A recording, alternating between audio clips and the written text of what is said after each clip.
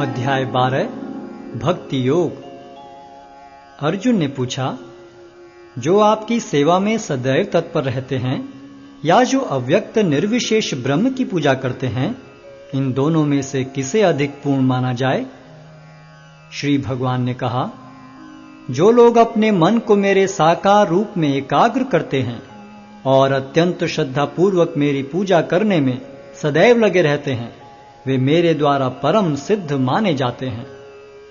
लेकिन जो लोग अपनी इंद्रियों को वश में करके तथा सबों के प्रति संभाव रखकर परम सत्य की निराकार कल्पना के अंतर्गत उस अव्यक्त की पूरी तरह से पूजा करते हैं, जो इंद्रियों की अनुभूति के परे है, सर्वव्यापी है, अकल्पनीय है, अपरिवर्तनीय है, अचल तथा ध्रुव है, वे समस्त लोगों के कल्याण में संलग्न रहकर अंततः मुझे प्राप्त करते हैं। जिन लोगों के मन परमेश्वर के अव्यक्त निराकार स्वरूप के प्रति आसक्त हैं, उनके लिए प्रगति कर पाना अत्यंत कष्टप्रद है। देहधारियों के लिए उस क्षेत्र में प्रगति कर पाना सदैव दुष्कर होता है। जो अपने सारे कार्यों को मुझ में अर्पित करके तथा अविचलित भाव से मेरी भक्ति करते हुए मेरी पूजा करते हैं और अपने चित्तों को मुझ पर स्थित करके निरंतर मेरा ध्यान करते हैं, उनके लिए हे पार्थ, मैं जन्म मृत्यु के सागर से शीघ्र उद्धार करने वाला हूं। मुझ भगवान में अपने चित्त को स्थिर करो और अपनी सारी बुद्धि मुझ में लगाओ। इस प्रकार तुम निस्संदेह मुझ में सदैव वास करोगे। हे अर्जुन, हे धनंजय, यदि तुम अपने चित्त को विचल भाव से मुझ पर स्थिर नहीं कर सकते तो तुम भक्ति योग के विधि विधानों का पालन करो। इस प्रकार तुम मुझे प्राप्त करने की चाह उत्पन्न करो। यदि तुम भक्ति योग के विधि विधानों का भी अभ्यास नहीं कर सकते तो मेरे लिए कर्म करने का प्रयत्न करो, क्योंकि मेरे लिए कर्म करने से तुम पूर्ण अवस्था को प्राप्त होगे। किंतु यदि तुम मेरे इस भावनामृत में कर्म करने में असमर्थ हो तो तुम अपने कर्म के समस्त फलों को त्याग कर कर्म करने का तथा आत्मस्थित होने का प्रयत्न करो। यदि तुम यह अभ्यास नहीं कर सकते तो ज्ञान के अनुशीलन में लग जाओ। लेकिन ज्ञान से श्रेष्ठ ध्यान है और ध्यान से भी श्रेष्ठ है कर्म फलों का परित्याग, क्योंकि ऐसे त्याग से मनुष्य को मन शांति प्राप्त हो सकती है।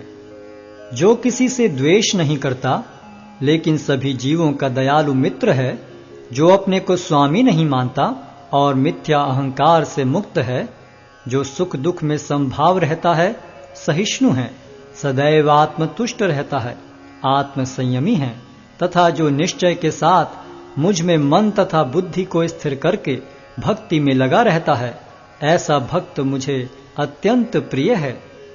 जिससे किसी को कष्ट नहीं पहुंचता तथा जो अन्य किसी के द्वारा विचलित नहीं किया जाता, जो सुख दुख में भय तथा चिंता में संभाव रखता है, वह मुझे अत्यंत प्रिय है।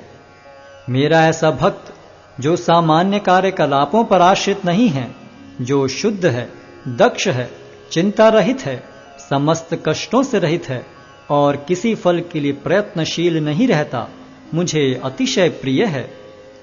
जो न कभी हर्षित होता है न शोक करता है, जो न तो पछताता है न इच्छा करता है, तथा जो शुभ तथा अशुभ दोनों प्रकार की वस्तुओं का परित्याग कर देता है, ऐसा भक्त मुझे अत्यंत प्रिय है।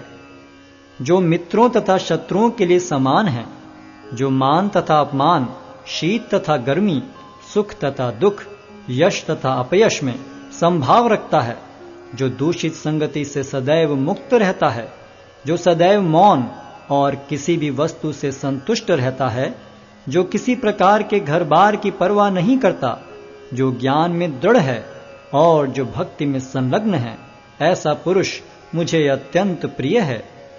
जो इस भक्ति के अमर पथ का अनुसरण करते हैं और जो मुझे ही अपना चरम लक्ष्य बनाकर श्रद्धा सहित पूर्ण रूपेण संलग्न रहते हैं, वे भक्त मुझे अत्यधिक प्रिय हैं।